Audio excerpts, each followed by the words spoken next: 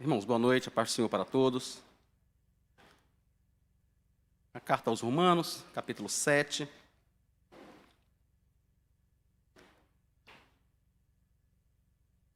A partir do versículo 1.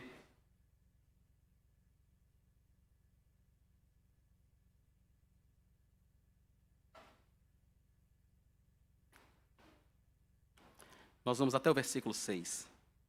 Romanos 7, de 1 a 6.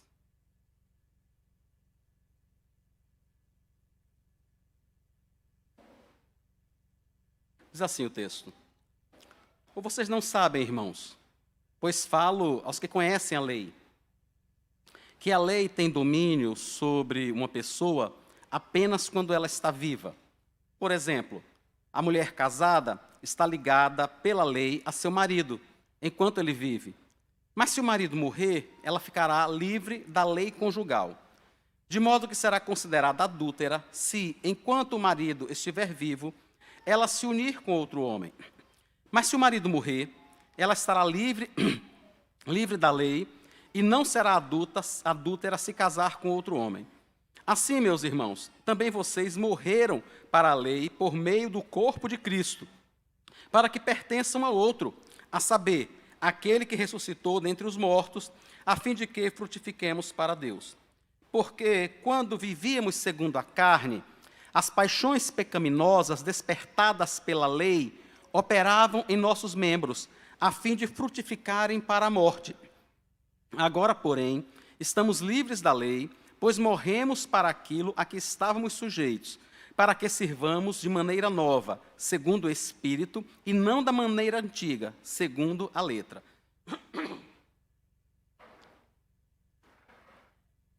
Vamos orar, irmãos? Senhor, nós dependemos do Teu Espírito, da Tua orientação e da Tua graça sobre nós, que podem orientar a Tua igreja e falar ao nosso coração. Recebe o nosso culto, recebe a adoração devida ao Teu nome. Ajuda-nos a mantermos a atenção devida neste momento, Senhor, para que possamos ser edificados por Tua palavra. Seremos agora apresentados ao texto, à revelação que o Senhor fez a nós, e por isso nós te pedimos que aquiete o nosso coração, acalme os nossos pensamentos. O Senhor sabe quantas e quantas vezes nossos pensamentos são tão acelerados e viajam tanto, mas ajuda-nos, Pai, para que possamos estar agora presentes, ouvindo a Tua palavra e sendo edificados pelo Senhor, no nome de Jesus. Amém. O apóstolo Paulo escreve à igreja de Roma, irmãos, e ele começa fazendo uma referência, dizendo que todo mundo que está ali conhece as leis, né? Ele diz no versículo 1, vocês não sabem, irmãos, pois falo aos que conhecem a lei, que a lei tem domínio sobre uma pessoa apenas quando ela está viva. O que Paulo está deixando claro é que, se eu e você estamos vivos, a lei nos alcança. De que lei é que ele está falando aqui? Ele está se referindo à lei no Antigo Testamento. Neste momento, a igreja, ela só tinha o Antigo Testamento, né? Exatamente como nós o temos hoje. Eles não tinham o Novo Testamento ainda, que estava sendo produzido, mas eles tinham o Antigo Testamento. No Antigo Testamento, Deus havia revelado ao seu povo, e isso está registrado no Pentateuco, né? Está registrado de Êxodo a Deuteronômio. Deus revela ao seu povo o modo como o seu povo deveria viver.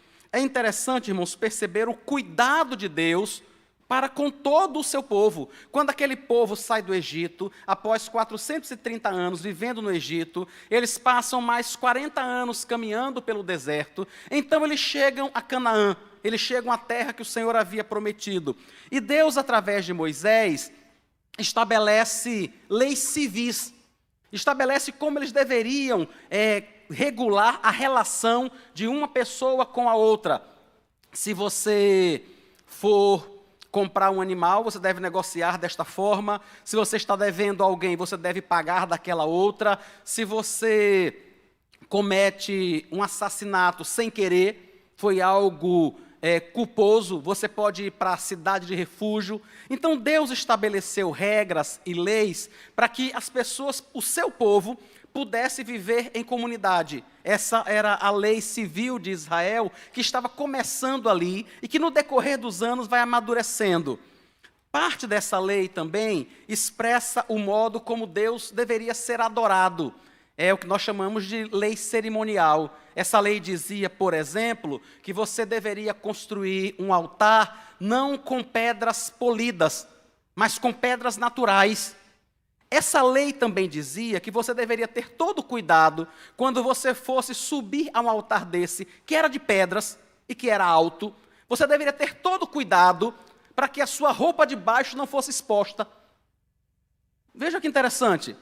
Essa lei dizia o que você deveria oferecer por determinado pecado, o modo como uma rolinha deveria ter o pescoço destroncado pelo polegar do sacerdote. Como a pessoa deveria colocar a mão sobre um novilho quando ela ia apresentá-lo por conta do seu pecado. Um novilho, um carneiro, ela apresentava diante do sacerdote, a pessoa deveria colocar a mão sobre o novilho e o sacerdote cortava a garganta dele e a pessoa sentia aquele carneirinho tão bonitinho, tão branquinho, morrendo, estremecendo sob a sua mão, por conta do pecado que ele cometeu. É algo duro, é algo extremamente doloroso, mas aquilo traduzia a severidade do pecado. O pecado leva à morte, e aquele animal tão bonitinho, tão fofinho, que dá vontade de abraçar, iria morrer sob a mão daquele que houvesse cometido o erro. Isso era parte da lei cerimonial e tem muito, e muito, e muito mais, né? Se você olhar em especial o livro de Levítico, você vai ver quanto isso é extenso. E o livro de Levítico, irmãos, a nota principal expressa em todo aquele livro é a santidade ao Senhor. O que é que toda essa lei cerimonial, o que era que todas aquelas leis queriam dizer? Que Deus é santo. Deus é santo e que o seu povo deve ser santo, e que o seu povo precisa ser separado para Ele. Nós não podemos viver e servir a Deus da forma que nós desejamos ou que nós gostamos, mas apenas da forma que Ele mesmo estabeleceu. Poderia ser, e certamente, povos vizinhos comiam animais de qualquer animal que quisesse, qualquer um que quisesse. Mas o povo de Deus, que servia a Deus, não podia comer porco. E havia uma lista imensa de animais que não poderiam ser comidos. E alguns deles nós comemos hoje, né? Um porquinho então, nem se fala, né? Nós comemos hoje. Então é claro, não há nenhum mal, não há nada de ruim em comer um porco. Nós fazemos isso hoje. Mas Deus havia estabelecido que o seu povo não deveria comer naquele momento. Aquilo era um modo do povo provar o seu amor a Deus, muito mais do que aos prazeres de comer um porco. Não tinha nada a ver especificamente com o porco, com o animal que não era para ser comido. Mas o povo de Deus vivia segundo regras e leis estabelecidas pelo próprio Deus. Todas essas leis cerimoniais são cumpridas em Cristo, irmãos. Nós já falamos isso aqui mais de uma vez, nesse período que nós estamos estudando Romanos, né? O autor aos Hebreus escreve toda a carta aos Hebreus para mostrar o quanto tudo aquilo era válido, importante, relevante de ser cumprido pelo povo de Deus, mas que tudo aquilo apontava para Cristo, para o sumo sacerdote apontado pelo próprio Deus, e que agora ninguém mais precisa fazer nenhum daqueles rituais do Antigo Testamento. Ninguém mais, irmãos, ninguém mais hoje precisa entender que esta plataforma é mais santa do que aí embaixo. De que esta plataforma, ou aí embaixo, é mais santo do que a sua casa. Aí você pode dizer assim, pastor, então o senhor está dizendo que nós podemos fazer qualquer coisa aqui no púlpito? Não. O que eu estou dizendo é que a santidade que as pessoas imaginam existir aqui é a mesma que tem que ter na sua casa. É a mesma. Nós não estamos nivelando por baixo, mas por cima. Agora, este púlpito, como as pessoas imaginavam, né, com toda aquela pompa, com toda com toda aquela santidade que era expressa naquele altar, este altar agora toma conta de todo lugar onde eu e você estamos. Porque o que santificava o altar, o que fazia com que ele fosse um terreno santo, era a presença do próprio Deus. Era a presença de Deus que santificava o lugar. Lembram quando Moisés chega diante da sarça ardente e o Senhor está na sarça e fala com ele: tire as sandálias dos seus pés, o lugar que você está pisando é santo. O Espírito Santo, o próprio Deus, agora habita em você. Aonde quer que você esteja é um lugar santo. Aonde quer, o que quer que você faça, é preciso que seja a expressão de uma vida de santidade. Agora, irmãos, não há um lugar mais santo na face da terra do que o outro, porque o Espírito Santo agora habita dentro de mim e dentro de você. Todas aquelas leis cerimoniais, então, foram cumpridas em Cristo. Um terceiro aspecto da lei é a lei moral, e nós vemos ela sumariada, nos 10 mandamentos, quando o Senhor estabelece como é que nós deveríamos servir a Ele e servir aos outros. A lei moral regula o modo como nós nos relacionamos com Deus, e por conta do modo como nós nos relacionamos com Deus, nós nos relacionamos com o próximo. Os mandamentos, irmãos, que dizem que nós devemos adorar a Deus acima de todas as coisas, que não devemos constituir para nós nenhum tipo de escultura para a adoração, e que não devemos tomar o seu santo nome em vão, é ao vivermos esse tipo de mandamento que nós vamos conseguir cumprir todos os outros mandamentos. Se eu e você não adoramos a Deus acima de todas as coisas, se nós, por exemplo, constituímos o prazer, a diversão como um Deus, então nós não conseguiremos servir a Deus de forma adequada. Porque no momento em que a diversão ou o prazer se interpuser entre nós e Deus, nós vamos adorar aquilo que nós realmente gostamos, quer seja o prazer, quer seja o dinheiro, quer seja a estabilidade, quer seja a saúde, quer seja a paz, ou coisa parecida. O único modo de nós, por exemplo, honrarmos o nosso pai e a nossa mãe, como diz o 5º mandamento, é se antes de qualquer coisa nós honrarmos a Deus. Se eu e você não honrarmos ao Senhor, é impossível que a gente honre a nossa mãe, que a gente honre o nosso pai. É impossível que a gente não adultere, não roube, não dê falso testemunho, não cobice, se o nosso coração não está voltado completamente para Deus. Porque a gente só rouba, só adultera, só mente, só dá falso testemunho e só cobiça o que não é nosso, quando o nosso foco de adoração não é o próprio Deus. Então, os 10 mandamentos que representam essa lei moral de Deus, existe para regular a nossa vida com Deus e a nossa vida com o próximo. Quando Paulo escreve, então, para os irmãos ali em Roma, ele diz: olha, eu estou escrevendo para vocês, eu falo a pessoas que conhecem a lei. E aqui ele está falando, neste momento, desse aspecto da lei civil, que dizia que quando você casa com uma pessoa, você está comprometida com esta pessoa até a morte. E ele começa a desenvolver esse conceito, essa alegoria, essa analogia na realidade, para mostrar a nossa relação de nós cristãos com a lei de Deus, com a lei geral de Deus.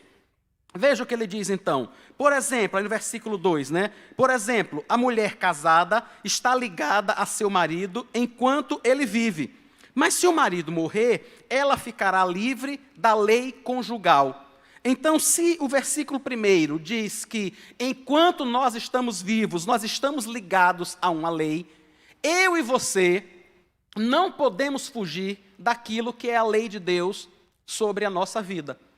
Enquanto a gente estiver vivo, irmãos, nós não podemos fugir daquilo que é a lei do Senhor. A lei de Deus diz respeito a mim e a você, que conhecemos a Deus, e a qualquer outra pessoa. Qualquer outra pessoa. Você pode dizer assim: não, mas fulano de tal se declara ateu. Ele diz que nem conhece a Deus. A lei de Deus alcança ele, faz referência a ele. E um dia ele vai dar conta a Deus por ter quebrado a sua lei. A lei de Deus alcança qualquer pessoa que esteja viva, que esteja nesse mundo de Deus. Mas, como diz o texto, agora Paulo falando dessa lei civil, ele diz: a lei do casamento vai cessar quando um dos cônjuges morre. Ele diz: olha, se o marido morreu, é claro que a esposa está livre. Ela está livre, ela não pode casar com outra pessoa enquanto ele está vivo. Mas quando ele morre, ela pode casar com outra pessoa. Versículo 3. De modo que será considerada adúltera se enquanto estiver vivo, ela se unir com outro homem. Mas se o marido morrer, ela estará livre da lei e não será adúltera se casar com outro homem. Ela só pode, irmãos, casar com outra pessoa, segundo o que está aqui na lei, se o marido dela morrer. E eu preciso, antes de seguir no versículo 4, trazer uma discussão breve que eu sei que incomoda algumas pessoas. Algumas pessoas olham para esse texto, para esse texto e dizem assim: então, por esse texto, é impossível falar em recasamento, é impossível falar em casar novamente por conta desse texto. Algumas pessoas já disseram isso. Não poderia casar, porque o texto diz que se você casar, versículo 3, né, se ela casar enquanto o marido estiver vivo, ela adultera. Entendam, irmãos, que Paulo não está tratando de casamento. Entendem isso, o texto não é sobre casamento, ele está usando o casamento como uma analogia para dizer o quanto nós antes estávamos servindo a lei e a lei nos condenava, mas agora nós estamos em Cristo. Nós morremos pelo corpo de Cristo, como ele vai desenvolver adiante, e agora nós não somos mais obrigados pela lei, não somos obrigados pela lei cerimonial, não somos obrigados pela lei civil, e nem somos obrigados, irmãos, pela lei moral. Nós não seremos cobrados por ela, né? Nós precisamos vivê-la, mas não que nós sejamos cobrados, porque Cristo cumpriu a lei totalmente em nosso lugar. Então entendam, irmãos, por favor, não tirem o texto do seu contexto. Pode ser, e não há problema, há muitos irmãos que entendem que você não deveria casar-se novamente, a não ser que a pessoa morra. Há muitas pessoas que entendem assim, e eu respeito isso. Eu só estou dizendo que este texto não está tratando sobre isso. Ele está usando a analogia do casamento para falar sobre a relação do cristão que agora vive em novidade de vida. Você pode pegar outros textos e, a partir dele, construir uma teologia entendendo que não deveria haver um recasamento.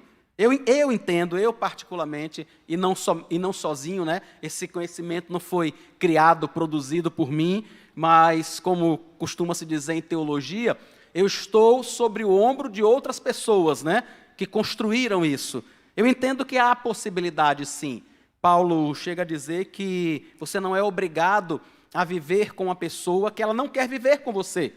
Que se ela abandonou lá, isso é Paulo tratando lá aos Coríntios capítulo 7, ele diz: olha, se a pessoa não quer viver com você porque você serve a Deus, deixe que ela vá embora.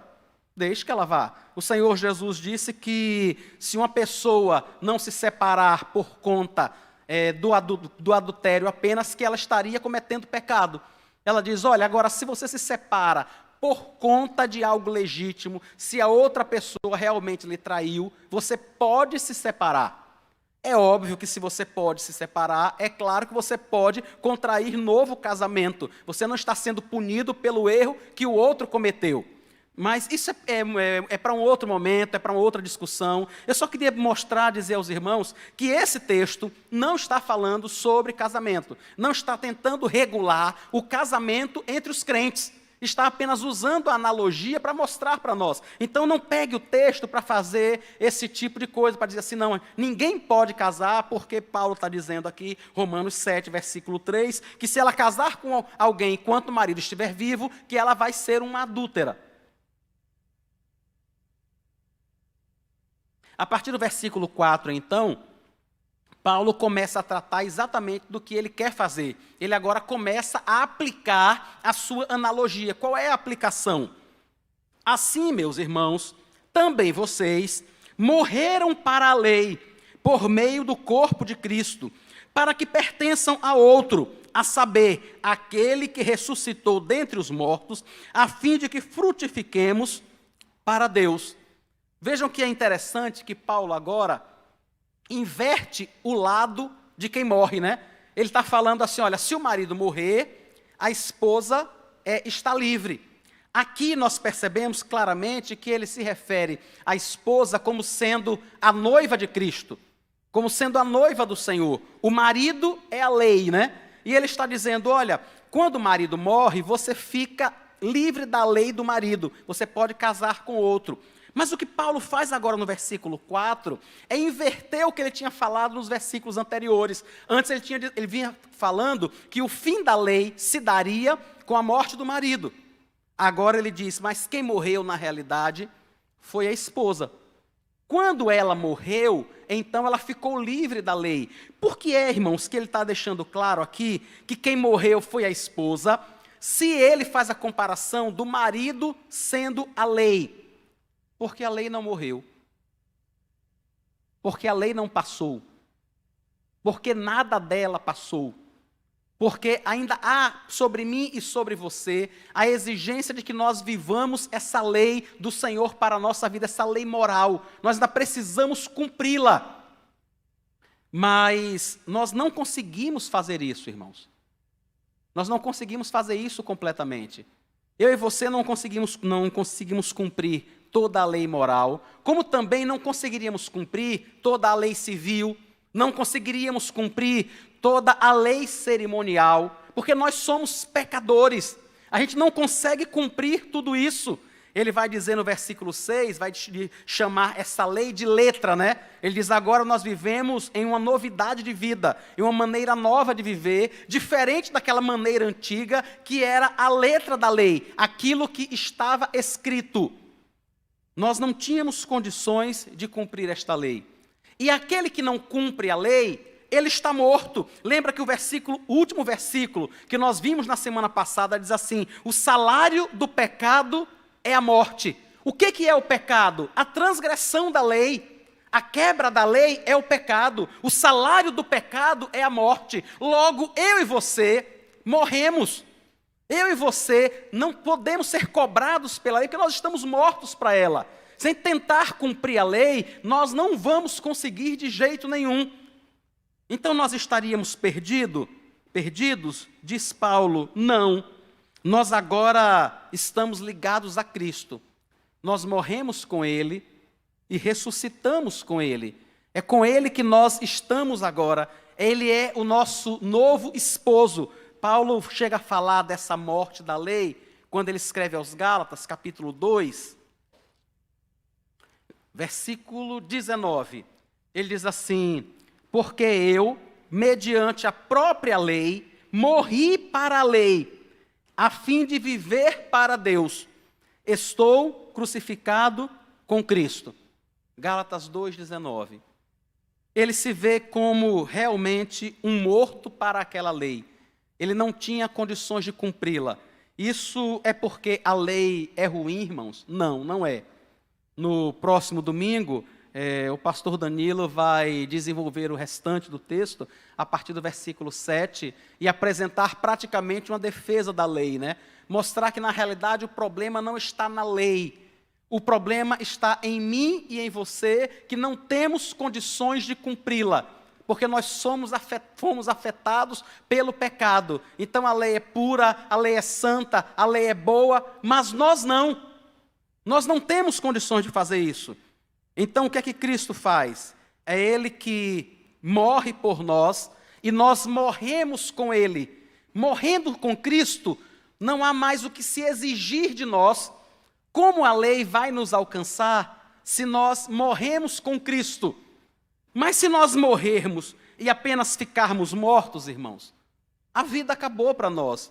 O que há de se aproveitar? Mas ele diz que nós morremos com Cristo e ressuscitamos para que nós possamos frutificar para Deus agora. É o que ele diz aí no versículo 4 e continua no versículo 5. Porque quando nós vivíamos segundo a carne, as paixões pecaminosas despertadas pela lei, operavam em nossos membros, a fim de frutificarem para a morte.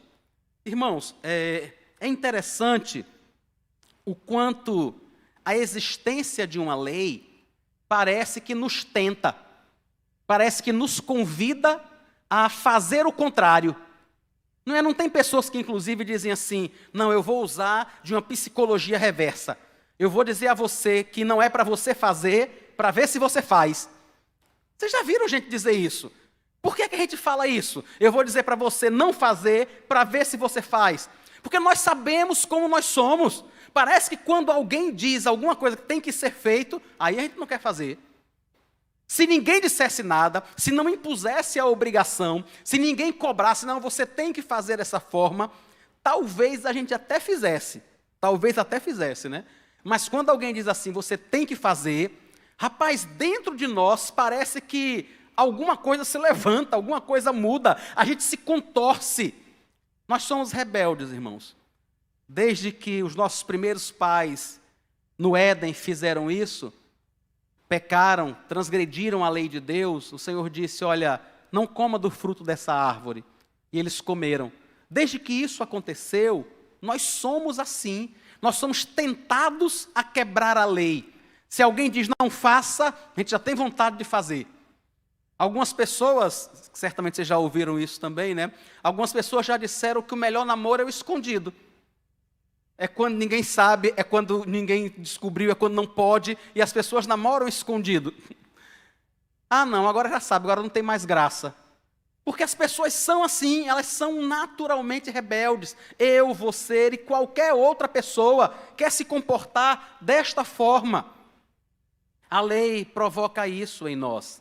E é interessante que Paulo disse, irmãos, que, vejam, ele já começa aí no versículo 5 a mostrar que a culpa não é da lei. Veja, porque quando vivíamos segundo a carne, as paixões pecaminosas, despertadas pela lei, operavam em nossos membros. Vejam que ele diz que a lei desperta a paixão pecaminosa. Ela não cria. Percebem pelo texto? A lei não cria a paixão pecaminosa. A lei não cria o desejo de pecar. Ela desperta. Isso está em mim e em você. A lei desperta isso. É mais ou menos quando nós nos irritamos com alguém por algum motivo e fazemos alguma coisa que não deveríamos fazer, e depois a gente tem a impressão de que a pessoa é que está nos irritando, né? É que está fazendo o que não deveria. Certamente a pessoa está fazendo algo que não deveria, mas aquilo que ela está fazendo está apenas despertando algo que existe em nós. A pessoa não colocou a irritação dentro de nós, não colocou a raiva dentro de nós, não colocou a ira dentro de nós. Pelo contrário, já estava lá. Foi o Senhor Jesus que disse que é do coração do homem que procedem os maus desígnios, que procedem os assassinatos. Essas coisas estão dentro do nosso coração. Algumas pessoas têm uma habilidade muito especial de trazer isso à tona, de sacudir. Sabe, o negócio está assentado lá, a água está limpinha, mas algumas pessoas têm a habilidade de chegar e dar uma balançada, né? E aí turva tudo, suja tudo, e algumas vezes isso vem à tona e explode. Mas a pessoa não colocou isso em nós. A gente precisa entender isso, irmãos. A lei, ela não colocou as paixões pecaminosas em nós. Ela não criou essas paixões. Ela não criou o desejo de transgredir, o desejo de errar. Ela desperta por conta da nossa própria rebeldia. Nós somos pessoas naturalmente rebeldes. Algumas pessoas, irmãos, sentem sintomas,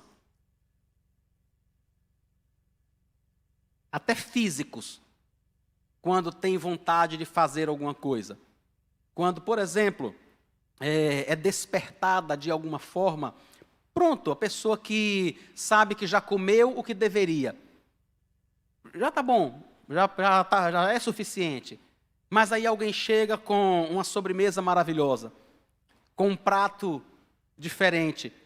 E a pessoa, mesmo sabendo que não deveria, ela começa a salivar. Ela olha para aquele negócio e a boca já enche de saliva. E ela diz, rapaz, que negócio bom é esse?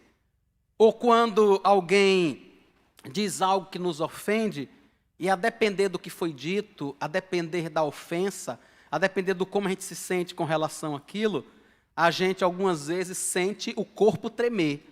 Não sei se você já sentiu isso, alguém dizer alguma coisa e você acabar simplesmente, você chega, sente tremer, você sente esquentar. Você tem a sensação de que alguma coisa está esquentando em nós.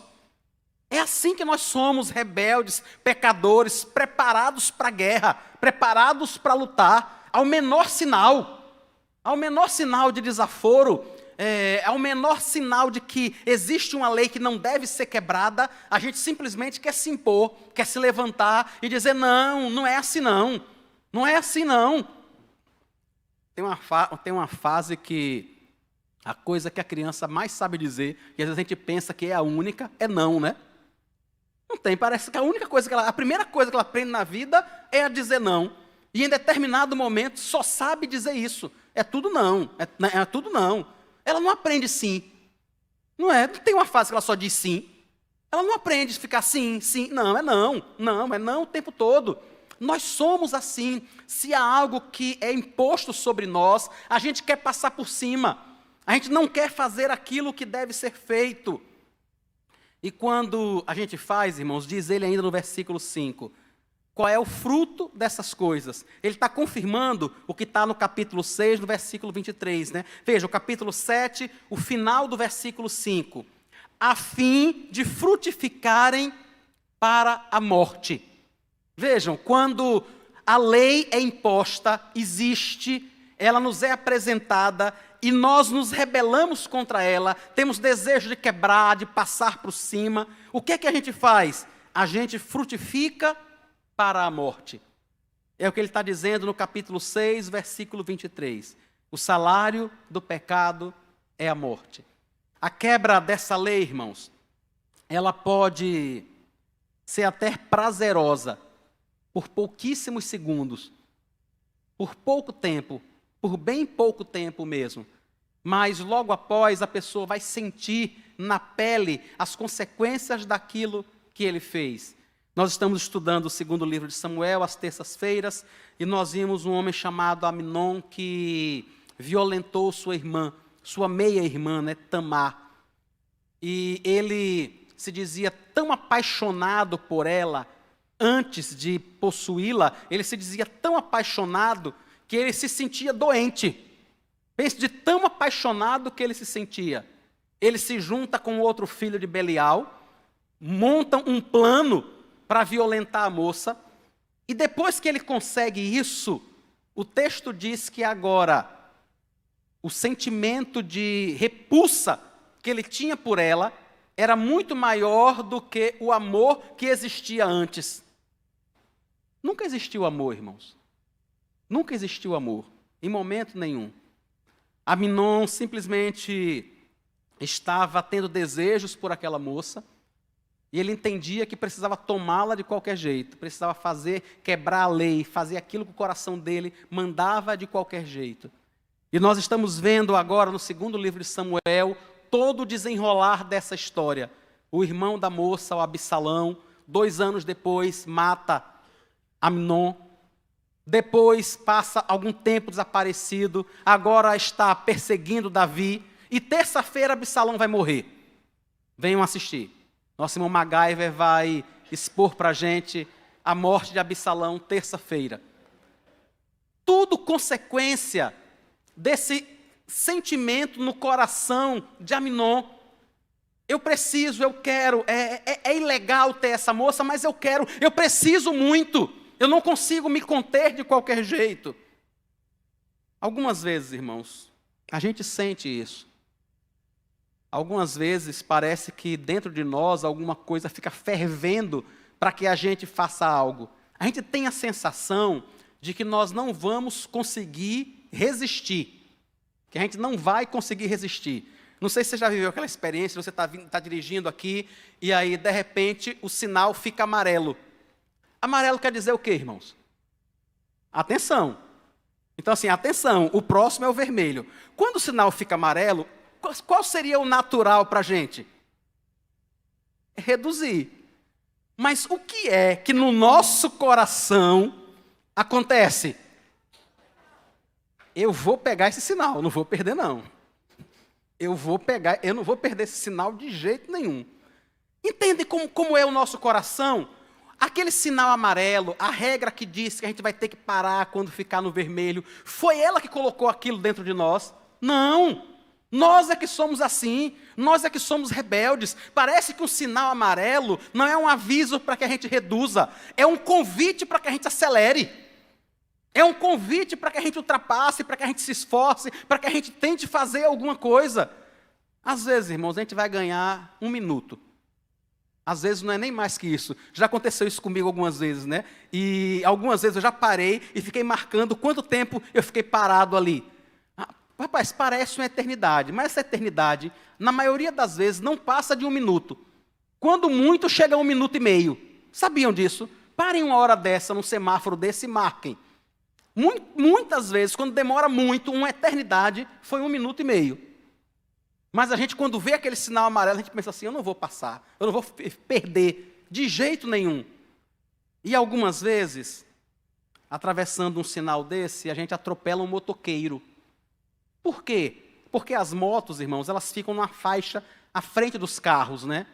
As motos, elas têm um potencial de aceleração muito, infinitamente maior do que um carro. Então a moto está ali, o sinal ficou amarelo, rapaz, ele só acelera. Se ele já estiver em marcha, ele só acelera. E às vezes eu e você, que estamos tentando pegar o sinal antes que feche, vamos pegar essa pessoa em cheio. Algumas vezes isso vai acontecer, não é incomum atropelar uma pessoa de moto quando a gente tenta passar no sinal que já ficou amarelo. E Paulo diz que isso é frutificar para a morte. É isso que acontece inúmeras vezes. Existe a lei, a gente entende que tem que quebrá-la porque a gente tem motivo, porque a gente tem desejo, porque a gente tem vontade, porque a gente quer, porque a gente acha que é justo, porque a gente acha que a lei está errada, que quem foi que inventou isso, quem disse que tem que ser assim. E a gente entende que tem que passar por cima.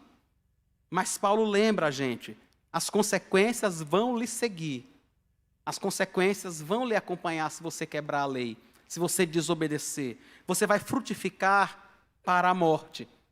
E ele diz, então, irmãos, como é que nós vivemos agora em Cristo, né? Ele diz, porém, estamos livres da lei. Agora, porém, eu e você estamos livres da lei. Então, entenda, irmãos, você e eu não precisamos ter aquela atitude rebelde com relação à lei. Nós já estamos livres dela. Já estamos livres, irmãos. Completamente livres por causa de Cristo. Não por causa de nós mesmos. Não porque a lei foi abrogada. Não porque a lei morreu. Quem morreu fui eu e foi você. Não foi a lei que acabou. A lei não foi extinta. Mas nós morremos para ela com a morte de Cristo.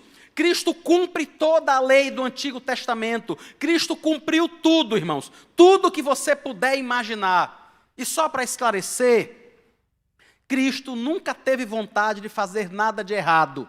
Nada. Exatamente nada. Em momento nenhum de sua vida. Quando ele era bebê, quando ele tinha 6 meses, quando ele tinha 10 meses, quando ele tinha 10 anos, quando ele tinha 13 anos. Porque de vez em quando as pessoas dizem assim, mas nós já fomos adolescentes, a gente sabe como é ser adolescente. Nós já fomos criança, a gente sabe como é ser criança. Sim, é verdade, irmãos. Mas não esqueça que é uma diferença muito grande. Eu e você fomos crianças e adolescentes normais, típicos. O Senhor Jesus era um homem perfeito, desde o dia em que nasceu. Ele foi um bebê perfeito, simplesmente perfeito, em todos os aspectos. Não havia nada no Senhor Jesus, enquanto bebê, que fosse errado, que estivesse fora do lugar, irmãos. Ele era o bebê perfeito, o junior perfeito, o adolescente perfeito e o homem perfeito. Então, em momento nenhum, tenha qualquer tipo de suspeita sobre o comportamento, sobre os desejos e a inclinação do Senhor Jesus. Sempre foram perfeitos, em todos os momentos de sua vida, em cada segundo. Não houve um momento sequer que não fosse perfeito. É este homem perfeito, então, que cumpre toda a lei de forma perfeita. Quando as pessoas reclamam com ele que seus discípulos estão pegando milho no dia do Senhor, né? Estão pegando comida, estão comendo, assim, olha, eles estão colhendo o milho no dia do Senhor. E o Senhor Jesus não os repreende. O Senhor Jesus, pelo contrário, olha para aqueles homens e diz assim: vocês não sabem o que Davi fez, não, quando teve fome, que ele e os seus homens comeram o pão da proposição, que só os sacerdotes queriam comer. Algumas pessoas olham e dizem assim: então Jesus está quebrando a lei. Nunca pense isso, irmãos. Isso nunca aconteceu. Nunca existiu essa possibilidade. Ele nunca quebrou nada, ele nunca flexibilizou nada. Tudo foi cumprido como deveria ser. Foi ele mesmo quem disse que o dia do Senhor foi feito por causa do homem, e não o homem por causa do sábado. E ele deixou muito claro: você quer que eles morram de fome, para ele não pegar comida? Você prefere que ele fique com fome, porque hoje é sábado? O Senhor Jesus nunca errou, irmãos. Ele cumpriu a lei completamente. Ele foi o único que cumpriu toda a lei. O próprio Moisés, que deu a lei em seus 3 aspectos, ele não a conseguiu cumprir completamente. Mas o Senhor Jesus fez isso. E quando ele faz isso, e eu e você estamos unidos a ele, nós estamos mortos para a lei. A lei não nos atinge mais, porque nós estamos escondidos em Cristo. Agora você pode dizer: então, eu não preciso mais honrar o meu pai e a minha mãe? Eu não preciso mais não adulterar? Eu posso roubar? Eu posso ter outros deuses diante de mim? O versículo 6 diz que não, irmãos. Ele diz que agora que nós estamos livres da lei, ele diz que agora nós vivemos, nós servimos de maneira nova, segundo o Espírito. É o que diz o versículo 6. A diferença é que antes a lei era imposta sobre nós e o nosso coração se revolvia, querendo quebrar essa lei. O que é que o Senhor Jesus faz? Ele morre, ele cumpre toda a lei e ele morre. E o que é que ele faz comigo e com você? Ele troca o nosso coração. Se o problema não era a lei, mas era o nosso coração rebelde, que se contorcia de vontade de quebrar a lei, ele agora muda o nosso coração. Ele nos dá um novo coração. Ele diz: eu vou cumprir a lei em seu favor. Você não precisa cumprir, porque eu vou cumprir toda ela. E mais do que isso, eu vou lhe dar um coração novo. Agora, eu e você não precisamos cumprir a lei para sermos salvos, para agradar a Deus. Mas agora nós temos prazer em cumprir essa lei para agradar ao Senhor. Veja que interessante. Antes nós nos revoltávamos porque era imposto sobre nós aquele cumprimento. Mas o Senhor Jesus morre, ressuscita e muda o nosso coração. Agora que nós não temos a obrigação, de cumprir nenhum aspecto da lei para sermos salvos, irmãos. Não temos. Nós não precisamos honrar o nosso pai, a nossa mãe. Nós não precisamos não roubar, não matar, não adulterar, não cobiçar para sermos salvos. Nós não precisamos fazer nada disso. Mas agora nós temos prazer em fazer isso, porque o nosso coração foi mudado. É diferente. Agora nós temos prazer em não roubar. Pelo contrário, o nosso prazer agora é trabalhar e contribuir e dar mais. O nosso prazer agora é quando está caminhando por um país qualquer onde isso exista e tem lá um monte de livro ou um monte de jornais para vender e digamos que o jornal custe, sei lá, R$5, R$3 e você só tem uma nota de 5. E aí você chega lá para botar a sua nota de R$5 e pegar 2 de troco, mas você percebe que não tem 2. Não tem R$ 2 lá. Agora eu e você temos prazer em deixar os 5 lá. Ou em deixar o jornal lá. Mas a gente não pega, bota os 5 no bolso, o jornal embaixo do braço e diz, eu queria pagar, mas não tem troco, né? Entendem como é diferente para nós agora? A gente não fica procurando um meio de quebrar a lei, porque o nosso coração foi mudado. Nós estamos diante de Deus, não tem ninguém vigiando aquele jornal, não tem ninguém vigiando aquela caixa de dinheiro, aquela caixa de troco, mas o próprio Senhor habita em nós. O Espírito Santo habita em nós, o nosso coração foi mudado, nós vivemos diante de Deus. Então, se nós realmente queremos aquele jornal, a gente deixa os R$ 5 lá. Se ele não é tão importante, nós não queremos perder os 2, a gente deixa os 5, a gente resolve as coisas. A gente só não vai sair de lá sem pagar o jornal, porque nós temos o nosso coração mudado agora. Algumas pessoas têm a infeliz ideia, né, de chegar nos Estados Unidos, por exemplo, e usar um objeto, depois chegar na loja e dizer que quer devolver. Chega lá com a palavrinha mágica e diz, olha, eu estou aqui para devolver, eu não gostei. E muitas vezes usou. Muitas vezes, irmãos. A Amazon, quando você compra um livro pelo Kindle, ela te permite um tempo para você devolver o livro. E algumas pessoas chegam lá, compram o livro, leem o livro e depois devolvem.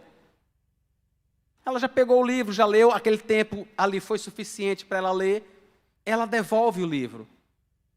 Mas é porque as paixões pecaminosas ainda são muito fortes em seu coração. É porque o seu coração não foi mudado.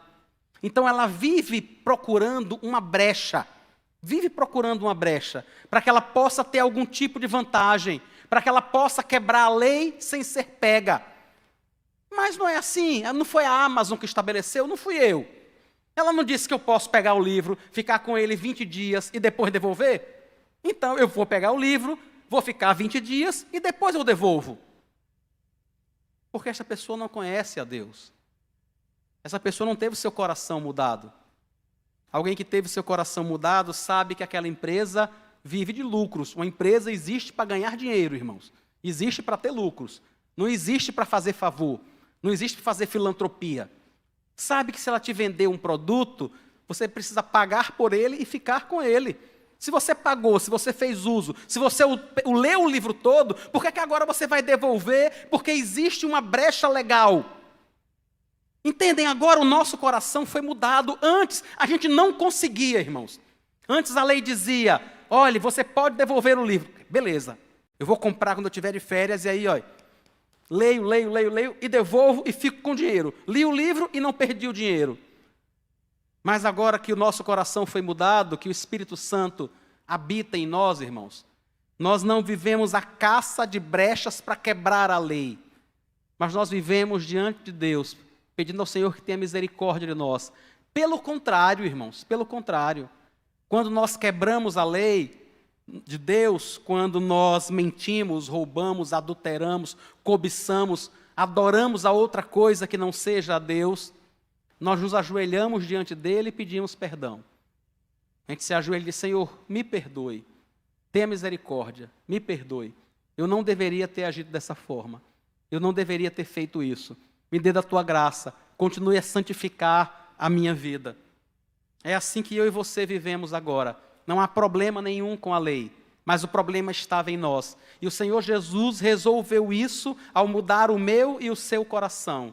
Então, irmãos, o que eu estou querendo dizer a você é, seu coração foi mudado. Então viva como alguém que teve um coração mudado. Não viva como alguém que ainda está pensando em cumprir a lei, que está pensando em quebrar a lei, que está pensando em dar um jeito para se dar bem. Você não precisa disso, porque você não tem mais nada a perder. Você já está em Cristo. Você já foi salvo. Você já foi salvo, o seu coração já foi mudado, o seu nome está escrito no livro da vida. Você vai viver para todo sempre com o Senhor. Não há nada que você possa perder, tudo que tem nesse mundo vai passar, mas no dia que isso acontecer, você estará com o Senhor para todo sempre. Então viva como essa pessoa. Sabe, viva como alguém que teve o coração mudado. Alguém que, apesar de em algum momento ainda ter vontade de quebrar a lei, mas que fica orando o tempo todo: Senhor, tenha misericórdia. Senhor, tenha misericórdia, acalma meu coração. Aquieta essas paixões, põe a tua mão sobre essas paixões no meu coração, essas vontades de fazer aquilo que não glorifica o Senhor, que não agrada ao Senhor, essas tentações que vêm sobre mim e sobre você. Ore mesmo a Deus. Quando você for tentado em algum aspecto, apresente isso a Cristo. Pare um pouquinho, sabe, antes de fazer, antes de ceder à tentação, pare um pouquinho e diga: Senhor, o Senhor sabe que eu estou prestes a fazer o que eu tenho vontade de fazer, mas tenha misericórdia, me sustente, me guarde. Eu não preciso me dar bem sempre. Eu não preciso fazer esse tipo de coisa só porque ninguém está vendo, porque o Senhor já morreu por nós. Ele já conquistou tudo que eu e você precisamos. Tudo já foi conquistado, irmãos. Não há nada que venha nos faltar daquilo que é realmente necessário para a sua vida e para a minha vida. E, por fim, nós viveremos para todo sempre com Ele. Todas essas coisas aqui vão passar. O nosso dinheiro vai ficar, o entretenimento vai ficar, os prazeres vão ficar. As coisas mais maravilhosas deste mundo, irmãos, são nada diante da glória de Deus.